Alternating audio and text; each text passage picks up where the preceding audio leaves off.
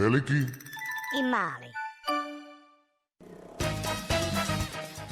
Dobro jutro, veliki i mali, 9:30 je, vikend je počeo, naziru se i prve zrake sunca vani, a mi ćemo u idućih pola sata čuti kakav se projekt provodi u osnovnoj školi Franje Krežme i zašto su učenici tamo puno smireniji i opušteni nego prije.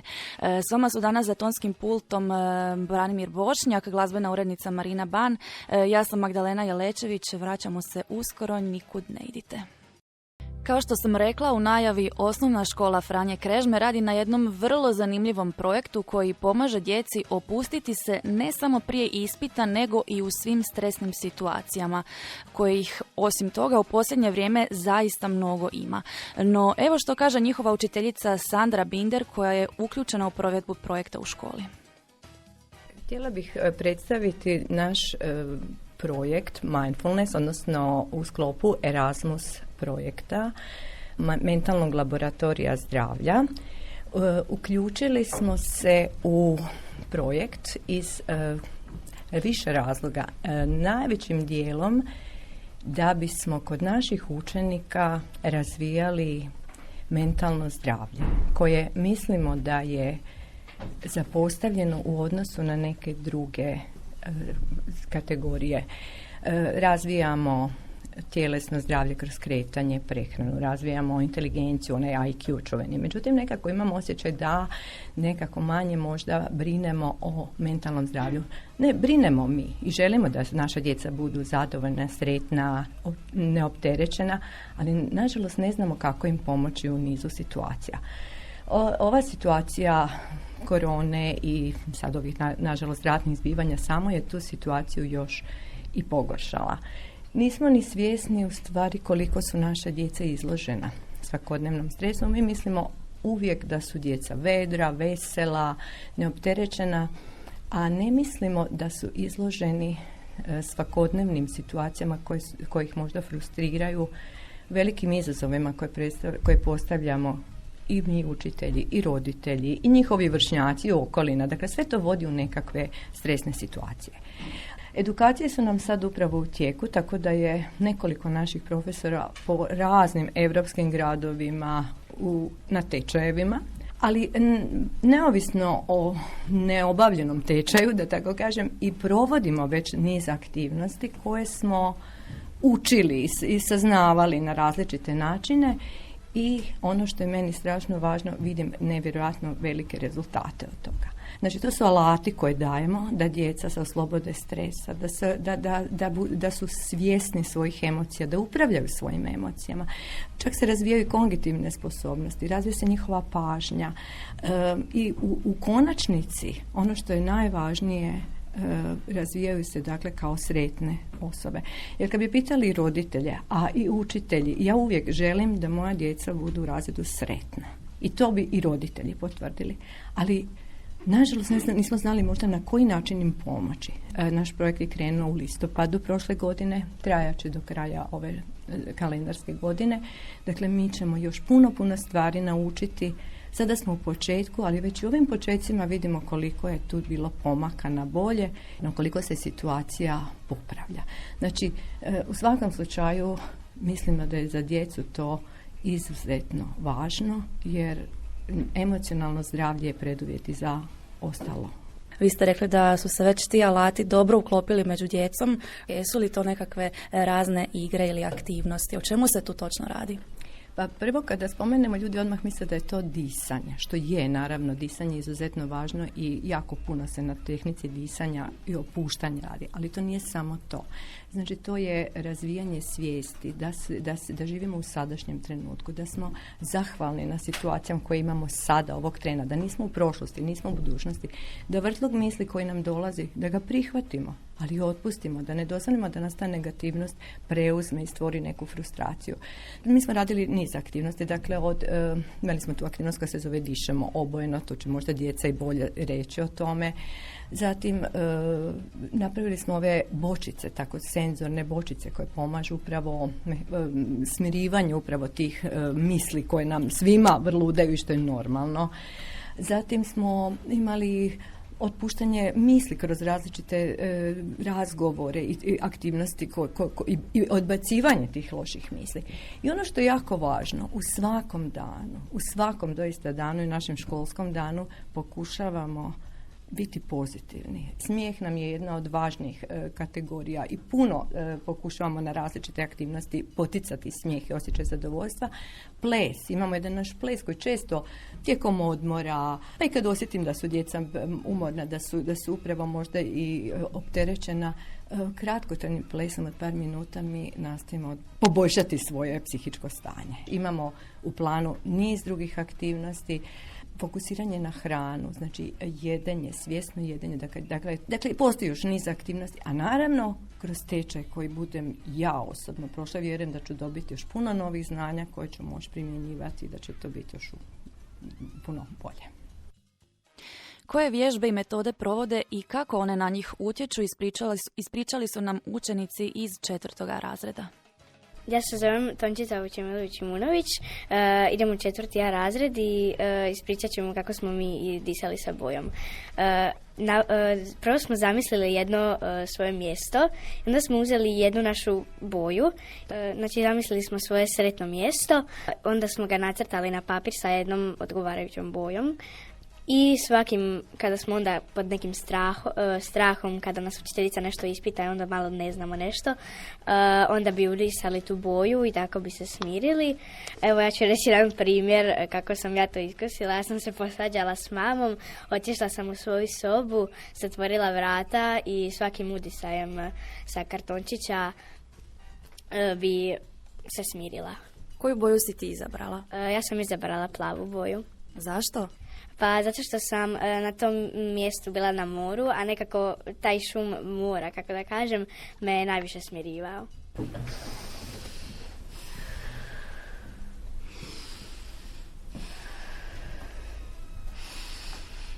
Ja sam Ana Arbanas i sad ću pričati o bočicama koje smo napravili.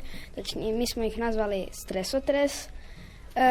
Te bočice služe za smirivanje misli i kad smo u nekom stresu ili kad smo uznemireni, onda možemo uzeti tu bočicu, protresti je i gledati u te šljokice kako se smiruju. Te bočice smo napravile tako da uzeli smo neku praznu bocu i uslipali baby ulje i onda stavili šljokice i onda usipali čistu vodu. Vi ovdje na stolu svi u razredu imate svoje bočice, nosilite li ih svaki dan sa sobom? Pa one ostaju ovdje u školi kako bi nam pomagale u školi, ali svatko tko je htio mogao je napraviti još jednu i kod kuće. I kako se ti osjećaš kada protreseš tu svoju bočicu? Pa osjećam se onako kao da sam sve te loše misli nekako maknula i osjećam se smirenije nekako.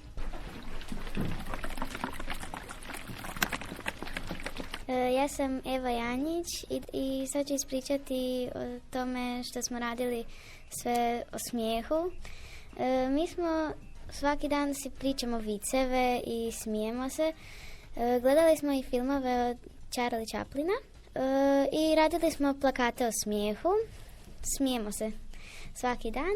Charlie Chaplin je rekao da je dan bez smijeha propao dan i mi se isto slažemo s tim i zato svaki dan se smijemo i zabavljamo zajedno. Smijete li se vi više sada nego prije? Pa da, puno više. Sad pričamo viceve. Kako se zove muha koja pravi med u Egiptu? Muhamed. Da, puno je bolje, svi smo sretni. Odlaziš li ti onda iz škole nasmijana također? Pa da, svaki dan nasmijana se vraćam iz škole. Ne smeta to što imate zadaću, ispite i ostalo? Ne smeta uopće.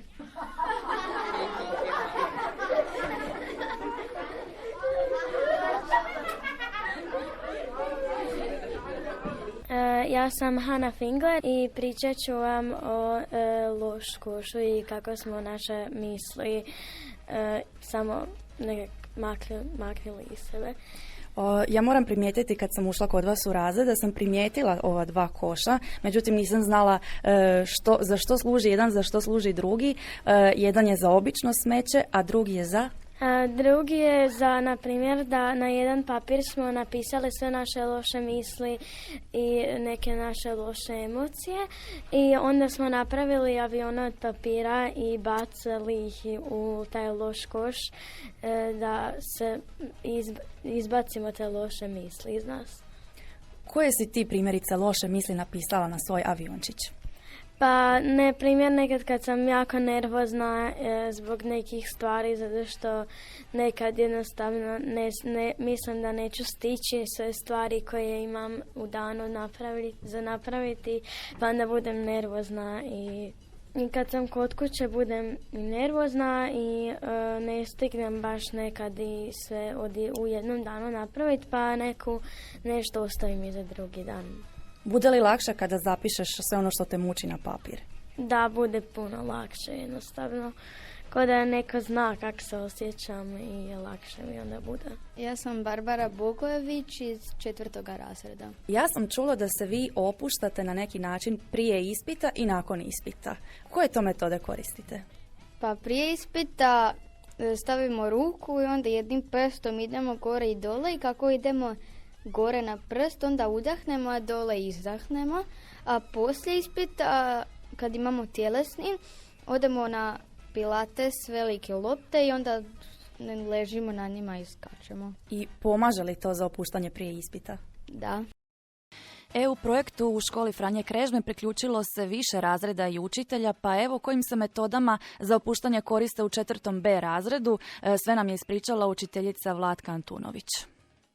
U sklopu projekta Erasmus K1 mi smo sudjelovali u laboratoriju mentalnog zdravlja i proučavali smo kako se pokretima tijela možemo osloboditi stresa u nekim stresnim situacijama. Utvrdili smo da se oponašajući položaje životinja i biljaka iz prirode zapravo možemo osloboditi nekakvih problema, možemo usmjeriti svoju pozornost na svijet oko nas, na ono što je u našoj glavi i skoncentrirati se na ono što je bitno, a to je djeci najvažnije učenje, igra i biti sretni. Kako su djeca prihvatila sve te metode? Ima li više igre u razredu sada nego učenja? Da, djeca su jako lijepo ovo prihvatila. Oni to sve shvaćaju kroz igru i kao igru.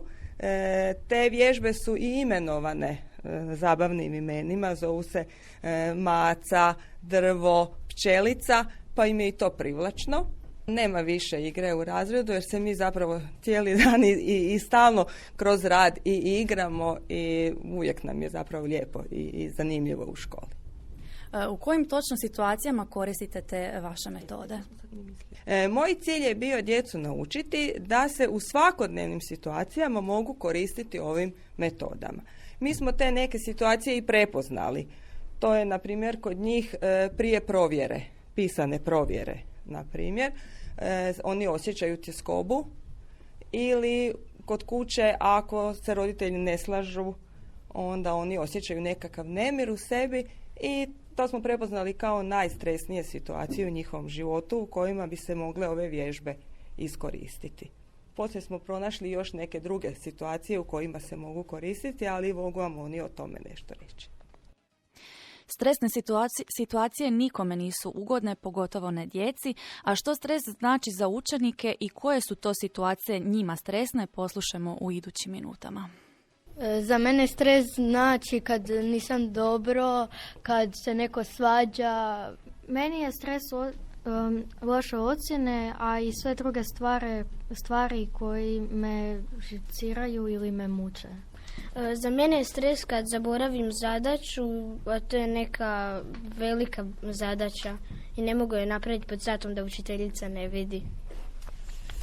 Meni je stres kada dobijem lošu ocjenu, a iako sam puno učio, ne budem jako ljut na sebe. Meni je stres kad se roditelji svađaju, kad dobijem lošu ocjenu i kada sam tužna. Meni je stres kad ne napišem zadaću i kad ne znam napisati ispit. Kada nemam zadaću, ispit i da ne izgubim nešto u igrici. Meni je stres kada se roditelji svađaju ili kada je neki veliki ispit. Meni je stres kada sam nervozan zbog ispita. Meni je stres kad je ispit i kad nemam zadaću. Meni je stres jedna životinja koja je uginula. Mačka bunt. Meni je stres kada nisam učila uskoro ispit. Meni je stres kada imamo provjeru i kada se roditelji svađaju. Kad ne napišem neku zadaću. Meni je stres kad pišem jednu tešku provjeru i kad nemam i kad dobijem lošu ocjenu. U učionicama se više sat ne dijeli na igru i učenje jer cijeli sat uče kroz igru koristeći upravo svoje posebne metode u sklopu projekta. Pa evo kako su ih učenici 4. B razreda doživjeli. Zovem se Gabriel Dubravac, ja sam učenik 4. B razreda. Kako si ti reagirao kada je vaša učiteljica rekla da imate novi projekt u razredu?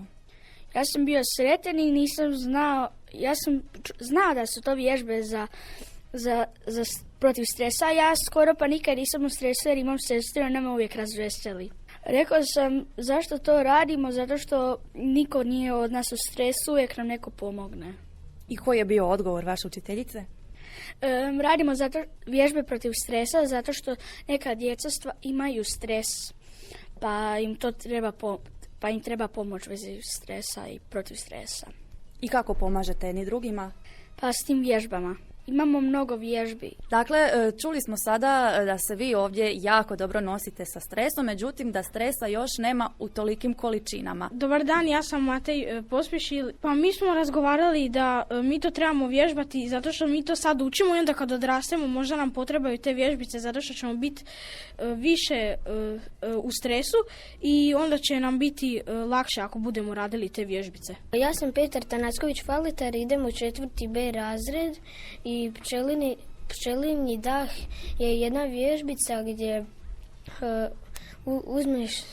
udahneš i onda malo čekaš pa izdahneš i onda isto malo čekaš i onda opet udahneš i tako. A dok udišeš onda spuštaš glavu prema dolje i pomalo zujiš. Za što služi pčelinji dah? Pa pčelinji dah služi da se skoncentriraš na nešto. Je li pomaže ta vježba? Pa meni pomaže. Meni pomaže zato jer ako zbog nekog ispita ili neke zadaće, onda više ne mislim na to.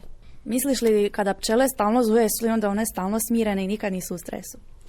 Pa mislim da i one nekad imaju stres zato jer one zuje dok lete, pa da im to ne pomaže baš puno. Ja sam Stipe Požega, idem u razred 4. B. Poza mačke je vježba u kojoj pomičeš mišiće i tako ti se ne čini da je sve tijesno. Pa često radimo po tjelesnim ili možda pred nekim ispitom. Osjećam se puno smirenije nego prije. Zovem se Sofija Vita Pešić, ja ću ispričati o pozi oblaka.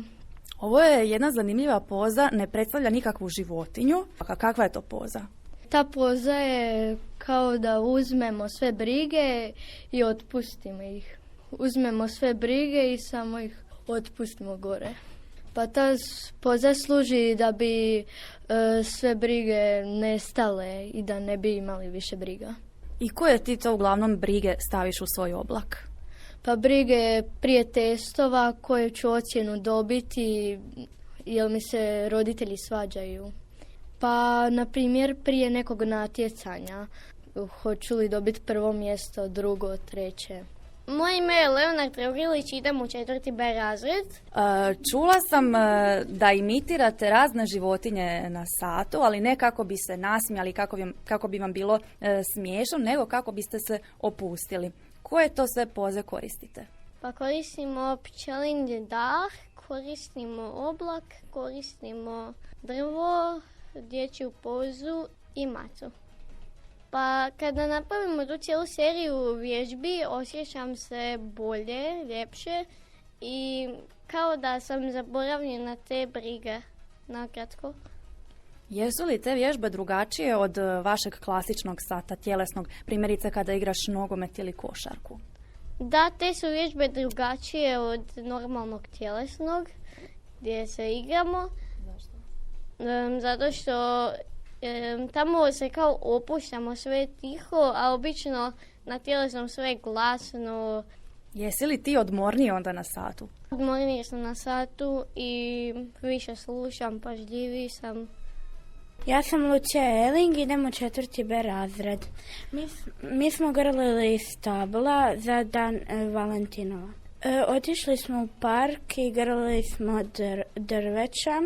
Učiteljica nas je slikala i postavila je naše slike na stranicu škole.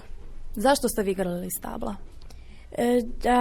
Bio je dan Valentinova, pa mi smo ekolozi, pa da prikažemo da i u prirodi ima ljubavi.